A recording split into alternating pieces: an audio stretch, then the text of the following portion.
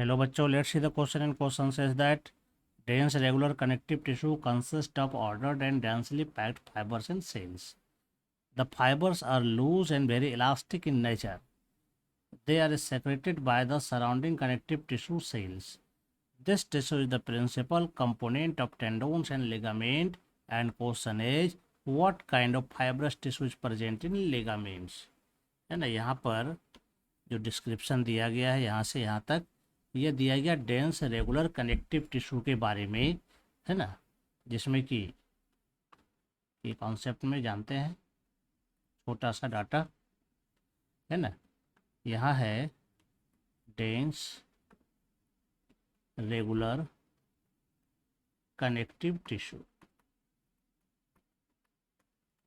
और इस dense regular connective tissue में जो सेल्स और फाइबर्स होते हैं ये डेंसली पैक्ड होते हैं। Cells and fibres densely packed होते हैं, ठीक है।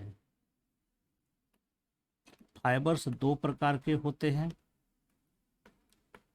एक कोलाजेन, दूसरा इलास्टिन, है ना। ये फाइबर्स जो है या तो फ्लेक्सिबल होंगे और इलास्टिक होंगे।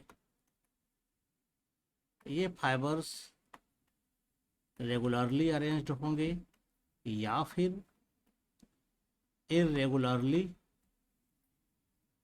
अरेंज्ड होंगे, है ना। ये दो प्रकार के मेनली होते हैं, एक टेंडोन्स और दूसरा लिगामेंट, है ना। इसके दो कंपोनेंट हो गए।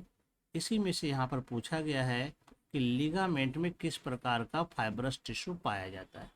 तो चलिए देखे हैं। तो लिगामेंट में जो कि बोन को बोन से जोड़ता है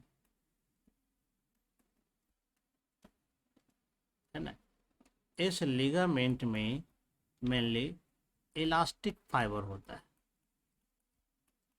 मेनली क्या होता है इसमें, इलास्टिक फाइबर्स होता है। और ये फाइबर्स जो है इरेगुलरली अरेंज्ड रहते हैं, ये इरेगुलरली अरेंज रहते हैं।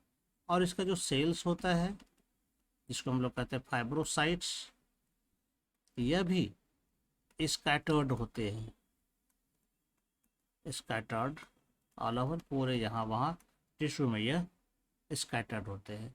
तो यहाँ पर जो पूछा गया किस प्रकार का फाइब्रस टिश्यू है, तो इलास्टिक फाइब्रस टिश्यू है यहाँ पर। I hope you understand it well and best of luck. Thank you.